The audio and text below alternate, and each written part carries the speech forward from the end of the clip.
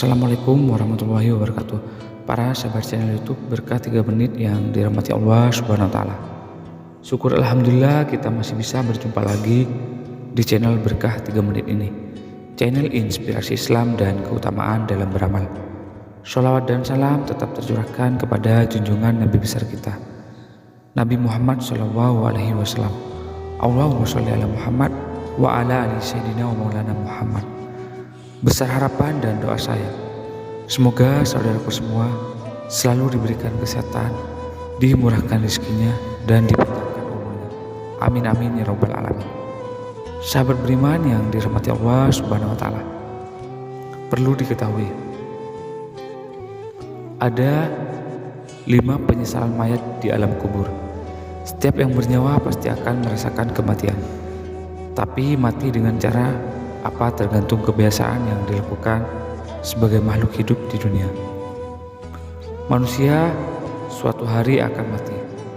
Dunia fana hanya persinggahan menuju sesuatu yang kekal, bernama akhirat. Manusia akhir zaman dikatakan cinta dunia dan takut mati. Banyak yang belum menyadari dan melakukan persiapan sebelum mati. Salah satu faktornya adalah kehidupan dunia yang melenakan.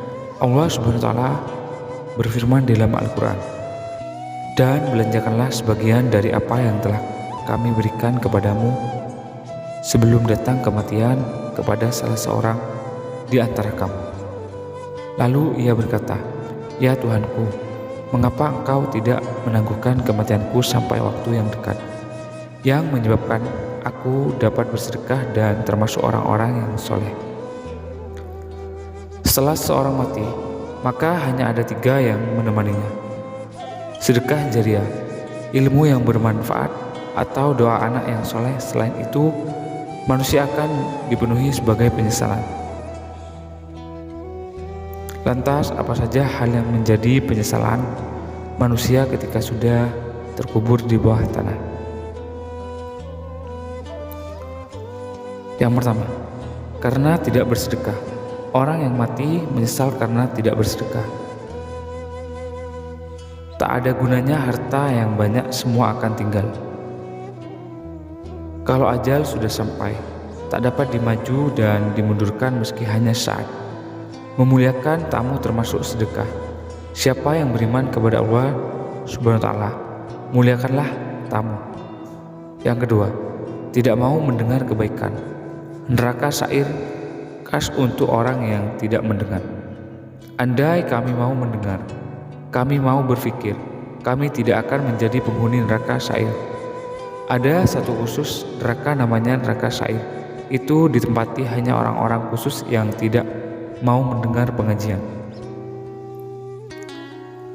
Allah Subhanahu wa taala menjelaskan dalam surat Al-Mulk ayat 6-11, ketika manusia dilempar ke dalam neraka sebab memperoleh azab jahanam, mereka mendengar suara neraka yang mengerikan. Setiap orang kafir dilemparkan, penjaga neraka bertanya, apakah mereka tidak diberi peringatan saat di dunia? Penghuni neraka menjawab, sesungguhnya telah datang kepadanya seorang pemberi peringatan, namun mereka mendustakannya. Mereka pun menyesal dan mengakui dosa-dosa mereka. Yang ketiga, orang yang tidak menegakkan sholat ketika sehat atau sakit.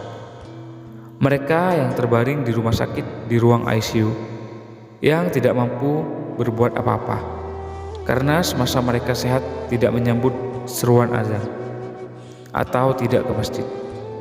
Mana suaramu yang menggelegar dulu? Mana badan yang tegap dulu? Tidak ada keperkasaan hilang tak bermakna. Tapi jika kaki dibawa ke masjid untuk melaksanakan sholat berjamaah, maka akan ditulis langkah-langkah telapak kaki mereka setiap langkah. Langkah pertama mengangkat derajat. Langkah kedua menghapuskan dosa. Langkah ketiga menghapus dosa.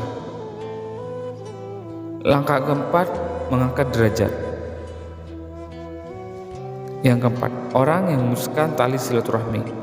Rasulullah SAW bersabda, tidak masuk surga orang yang memutus tali silaturahmi. Di Mesir, di tepian masjid disediakan kursi-kursi. Anak-anak membawa orang tua dan mendudukannya di masjid agar orang-orang tua saling bercengkrama. Kini akhir pekan, orang-orang sudah jarang bersilaturahmi karena sibuk dengan dunianya, terutama saat hari libur.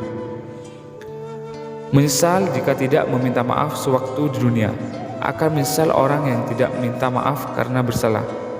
Akan banyak orang yang berkumpul di padang mahsyar. Sulit kita mencari orang yang kita zalimi untuk meminta maaf. Yang kelima, tidak pernah berdakwah. Hidup pernah, berkuasa pernah, tapi tak pernah menolong agama Allah Subhanahu wa taala. Akan menyesal saat menjelang kematian. Tak perlu ceramah, cukup pergi saja ke masjid dengan pakaian dinas, maka orang akan termotivasi untuk melakukan hal yang sama. Dakwah adalah ajakan atau seruan kebaikan kepada manusia yang lain.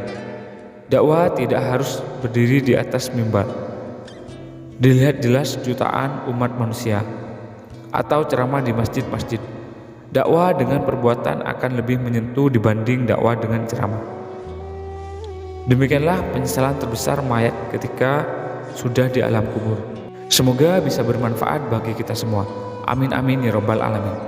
Jika dirasa video ini bermanfaat, silahkan bagikan ilmu ini kepada kerabat, saudara, dan teman Anda semua, agar mereka juga dapat merasakan manfaatnya. Semoga video ini bisa menjadi wasilah dan bermanfaat bagi kita semua. Saya akhiri, wassalamualaikum warahmatullahi wabarakatuh.